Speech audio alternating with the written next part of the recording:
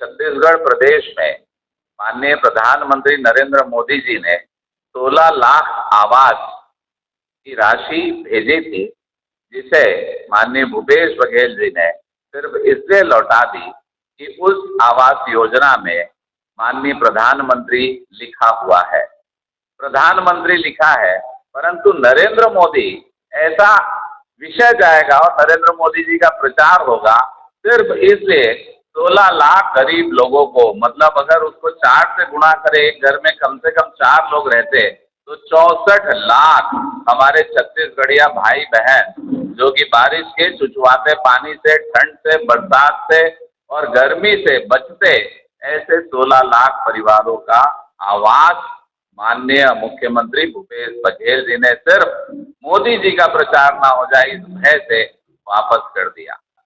पहले हमारा बजट 2004 में जब हमारी सरकार आई 3 में, तो लगभग 8,000 करोड़ के आसपास था। वो बढ़ते बढ़ते बढ़ते बढ़ते नियत साफ थी, नीति अच्छी थी, तो 1 लाख करोड़ के आसपास पहुंच गया और हम 54% उसका खर्च करते थे। अभी वो परसेंट आप देखेंगे तो आपको बेहद दुख होगा, 6.7%।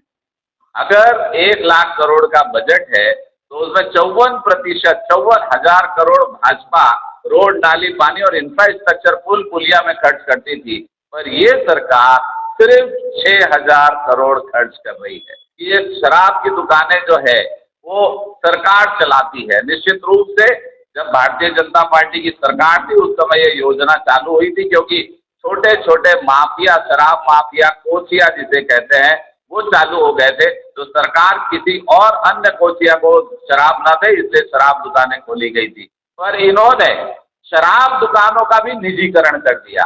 ऊपर बोर्ड सरकारी है, अंदर गल्ला निजी है, निजी गल्ला, और उसमें किसी प्रकार का कोई राजस्व नहीं पड़ता था। सीधा फैक्ट्री से नकली हॉलमार्क, आप सब जानते हैं, उसकी शराब आती थी, पूरा नकदी जमा होता था, सरकार को राजस्व नहीं जाता था, और नकली, उसमें मैं कहूँगा कि उसका कंटेंट भी प्रॉपर नहीं था। वो शराब में क्या मिला था ये भगवान ही मालिक है। उसमें 2166 करोड़ का घोटाला जहाँ पकड़ाता है, वहीं चर्चा है कि इसमें 20,000 करोड़ से ज़्यादा का घोटाला और भ्रष्टाचार हुआ है। साथियों, कोयले की दलाली हम सबसे छुपी नहीं है, 5,000 करोड़ का भ्रष्टाचार उसमें किया।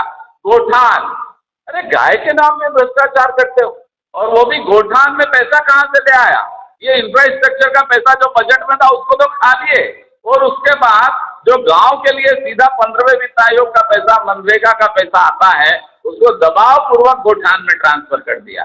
1,300 करोड़ रुपए की जो गांव में सरपंच पंच लोगों की मांग पे रोड, नाली, पानी, बिजली हो जाता, उसे उठाकर गोठान में ट्रांसफर कर दिया। और 1,300 करोड़ में विधानसभा में एक प्रश्न आया कि कितने गाय हैं गोठान में आपके, तो 13,000 गोठानों में 3,341 गाय है। 3,341 गाय और 13,000 गोठान, डिवाइड करके 1,300 करोड़ से 3,341 गाय करेंगे तो 39 लाख रुपए प्रति गाय का खर्च आता है। 13,000 गोठानों में गाय नहीं है, आपने देखा होगा कि कहीं गाय नहीं है।